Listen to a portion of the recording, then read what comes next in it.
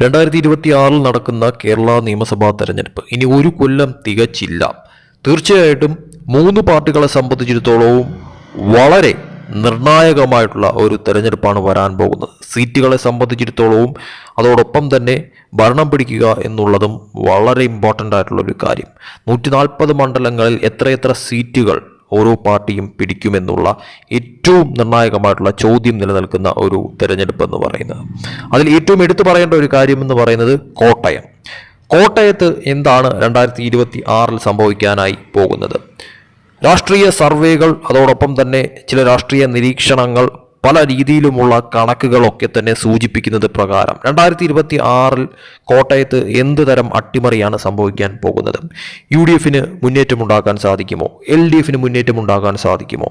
BJP സംബന്ധിച്ചിടത്തോളം നിലവിലത്തെ സാഹചര്യത്തിൽ അവർക്ക് കോട്ടയത്ത് എന്ത് തരത്തിലുള്ള ഒരു അട്ടിമറി നേടിയെടുക്കാൻ സാധിക്കുമെന്നുള്ള പ്രധാനപ്പെട്ട ചോദ്യം നിലനിൽക്കുന്ന ഒരു സ്ഥലമാണ് കോട്ടയം എന്ന് പറയുന്നത്. തീർച്ചയായിട്ടും നമുക്ക് സമയം കളയാതെ കണക്കുകളിലേക്ക് പോകാം. ഏറ്റവും പുതുതായിട്ട് വന്ന സർവേ പ്രകാരമാണെങ്കിൽ കോട്ടയത്തെ സംബന്ധിച്ചിടത്തോളം 9 നിയമസഭാ മണ്ഡലങ്ങളാണുള്ളത്. ഈ 9 നിയമസഭാ മണ്ഡലങ്ങളിൽ എന്താണ് സംഭവിക്കാൻ പോകുന്നത്?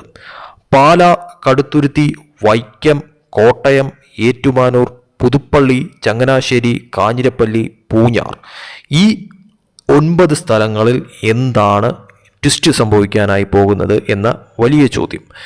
അതിൽ നമുക്ക് നോക്കാം. 2021 കണക്ക് നോക്കുമ്പോഴത്തേക്കും എന്താണ് കോട്ടയത്ത് സംഭവിച്ചിട്ടുള്ളത് എന്നുള്ളത്.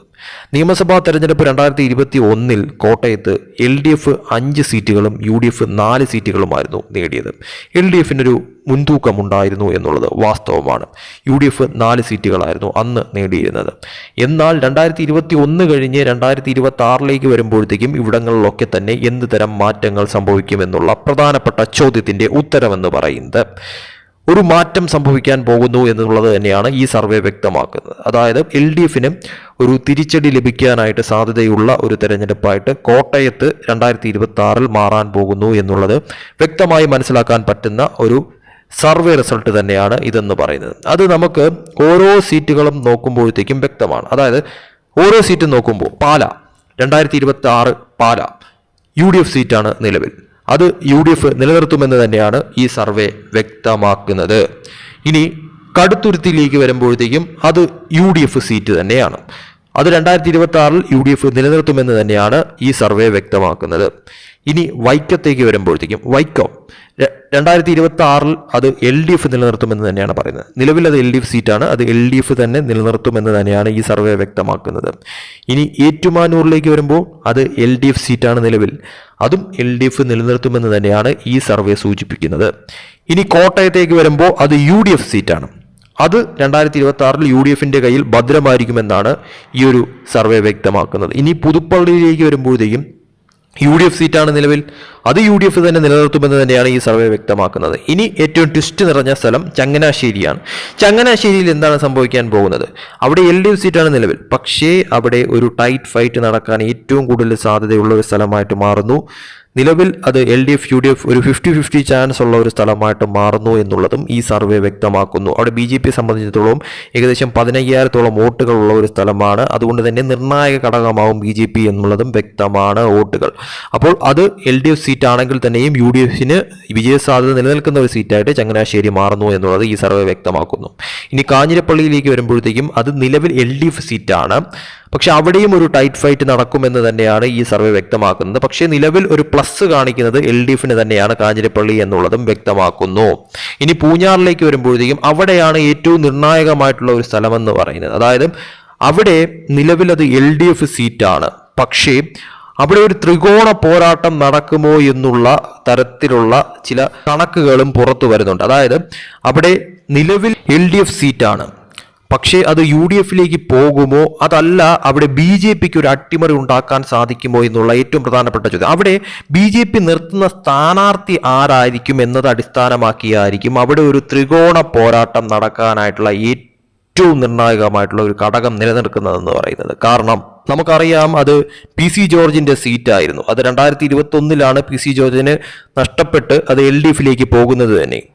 PC ജോർജിനെ സംബന്ധിച്ചിടത്തോളം വളരെ അധികം സ്വാധീനമുള്ള ഒരു സ്ഥലം തന്നെയാണ് പൂഞ്ഞാർ എന്ന് പറയുന്നത്. അവിടെ ആരായിരിക്കും BJP സ്ഥാനാർത്ഥിയായിട്ട് 2026 നിൽക്കുന്നത് എന്നത് ഏറ്റവും ഇമ്പോർട്ടൻ്റ് ആയിട്ടുള്ള ഒരു ചോദ്യം തന്നെയാണ്. അതുകൊണ്ട് തന്നെയും നിലവിൽ PC ജോർജ് BJP-യിലാണ്.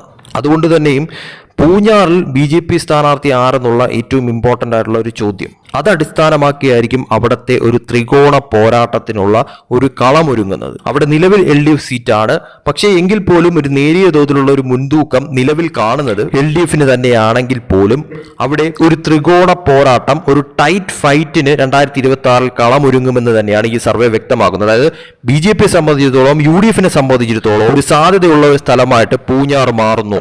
അപ്പോൾ ടോട്ടൽ കണക്ക് നോക്കുവാണെങ്കിൽ ഈ 9 സീറ്റുകൾ, 9 നിയമസഭാ സീറ്റുകൾ നോക്കുമ്പോഴത്തേക്കും 2026 UDF-നെ സംബന്ധിച്ചിടത്തോളം മാക്സിമം പോയി കഴിഞ്ഞാൽ 5 സീറ്റുകളെങ്കിലും നേടിയെടുക്കുമെന്ന് തന്നെയാണ് ഈ സർവേ പറയുന്നത്.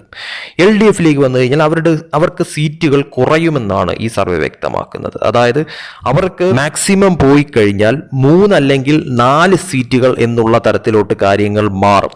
ഇനി കോട്ടയത്തെ സംബന്ധിച്ചിടത്തോളം BJP-യിലേക്ക് വരുമ്പോഴത്തേക്കും അവർക്ക് പലയിടങ്ങളിലും വോട്ട് ഷെയർ ഉയരാനായിട്ടുള്ള ഏറ്റവും വലിയ സാധ്യതയുണ്ട് എന്നുള്ളതും ഈ സർവേ വ്യക്തമാക്കുന്നു. അതിൽ പൂഞ്ഞാറിലേക്ക് വരുമ്പോഴത്തേക്കും അവിടെ പരമാവധി അവർക്ക് വോട്ട് ഷെയർ ഉയരുമെന്നുള്ളതും BJP നിർത്തുന്ന സ്ഥാനാർത്ഥി അടിസ്ഥാനത്തിൽ അവിടെ വിജയ പരാജയങ്ങളും വിജയ സാധ്യതയും നിലനിൽക്കുന്ന ഒരു സ്ഥലമായിട്ട് പൂഞ്ഞാറ് മാറുന്നു. ഇനി 2026 നോക്കുമ്പോഴത്തേക്കും തീർച്ചയായിട്ടും UDF-ന് ഒരു മേൽക്കൈ തന്നെയാണ് കോട്ടയത്ത് കൊടുത്തിരിക്കുന്നത്. LDF-നെ സംബന്ധിച്ചിടത്തോളം സീറ്റുകളുടെ കാര്യത്തിൽ ഒരു കുറവ് സംഭവിക്കുമെന്ന് തന്നെയാണ് ഈ സർവേ വ്യക്തമാക്കിയിരിക്കുന്നതെന്ന് പറയുന്നത്. തീർച്ചയായിട്ടും സർവേകൾക്ക് മീതെ ഒരു അട്ടിമറി കോട്ടയത്ത് സംഭവിക്കുമോ എന്നുള്ളതും എന്തെങ്കിലും തരത്തിലുള്ള ട്വിസ്റ്റുകൾ അവിടെ BJP-ക്ക് നേടിയെടുക്കാൻ സാധിക്കുമോ എന്നുള്ളതും തീർച്ചയായിട്ടും കാത്തിരുന്ന് കാണേണ്ട കാര്യം തന്നെയാണ്.